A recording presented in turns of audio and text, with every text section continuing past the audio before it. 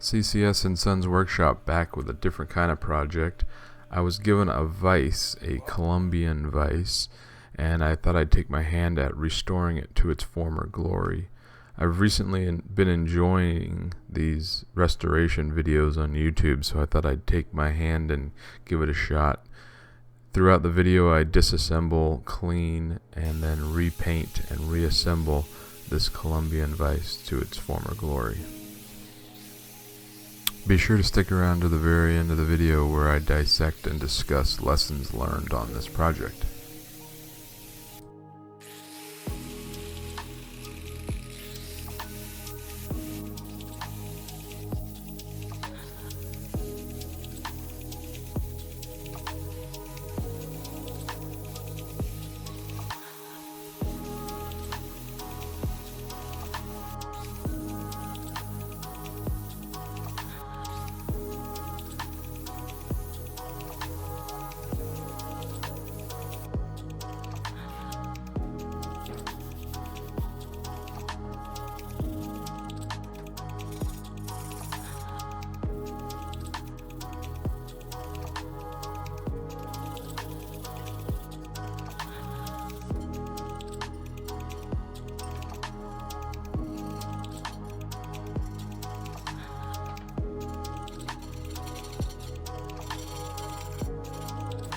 There were a few spots on the vise that were being very difficult to clean, so I thought I'd give abrasive blasting a try. I didn't have any equipment, but the local Tractor Supply had a very entry-level abrasive blasting kit that was about $25, I believe. It certainly wouldn't be good for any kind of large-scale blasting projects, but for this vise it worked just fine.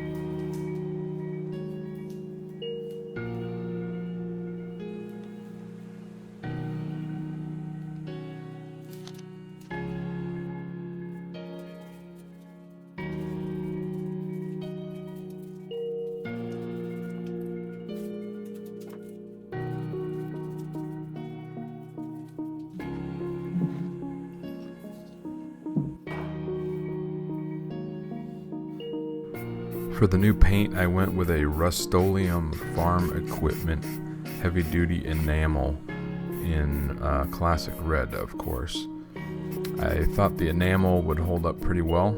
I ended up doing about 4 or 5 coats. but only time will tell as I use it and see how well it holds up.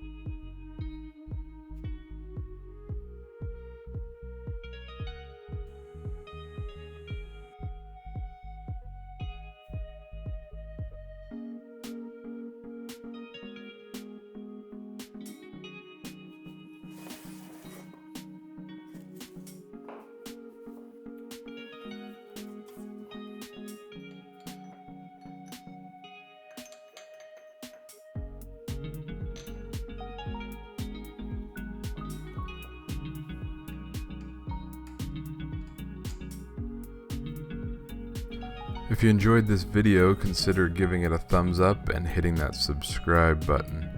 I'm really happy with how this vise turned out. It's got a nice new coat of paint. It should serve me for years to come.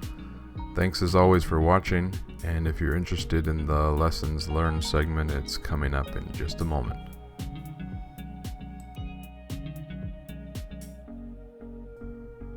So I had a few valuable lessons learned in the course of this project.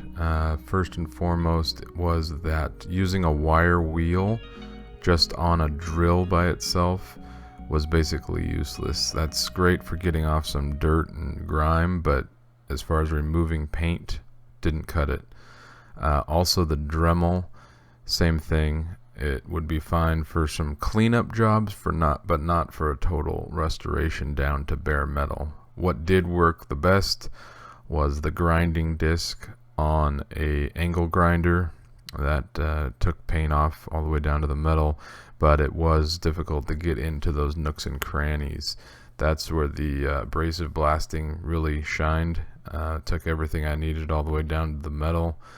One note about using an abrasive blaster, though, is to make sure that your air compressor has sufficient volume. The compressor that I have in my garage shop is only a 2-gallon tank, and that definitely does not have the volume capacity needed for some blasting projects like this. So I ended up using a different one where I had access to a much larger tank with the volume that could work for the abrasive blasting. So those were my lessons learned. Hope that might help some of you if you have future projects like this, and thanks for watching.